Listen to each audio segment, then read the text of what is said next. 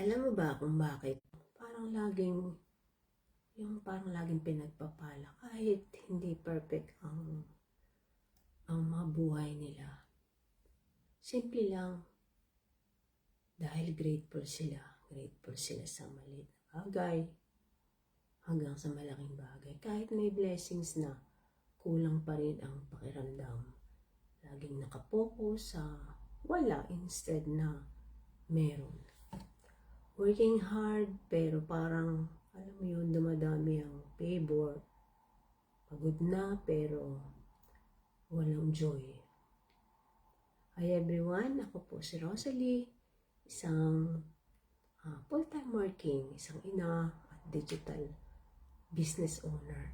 Sa free time ko lang po ginagawa. And today, gusto kong i-share sa inyo kung bakit ang gratitude ay isa sa pinaka-underrated keys ng abundance sa buhay. Abundance is not just money. Mindset siya. Kapag grateful ka kasi, mas napapansin mo ang blessings at mas gumagaan yung, alam mo yun, yung pakiramdam mo. Mas gumagaan ang energy mo. Mas bukas ka sa opportunities. Kapag puro kasi reklamo, doors ay talagang sarado.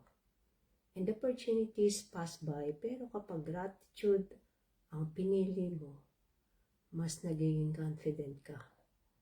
Mas nagiging, alam mo yun, magnetic ka sa tao.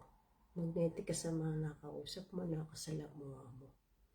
Mas dumarami ang favor at income opportunities. Kasi ang gratitude, nagsasabi ng, Lord, I already have enough. And I'm excited for more. O, diba? Try mo kaya. At ang ganong attitude, ina-attract ang abundance. Simulan mo sa, alam mo yun, yung simpleng habit. Bago ka magreklamo today o ngayon, magpasalamat ka muna sa 3 bagay. O kahit sa 3 bagay, may 3 bagay, kahit maliit lang. Example, yung consistency sa gratitude. Consistency sa abundance. Ano pa yung isa? So, comment abundance if you're choosing gratitude today. And if this spoke to you, share this live. Baka may mga tao kang kailangan nito ngayon. Happy New Year and God bless you.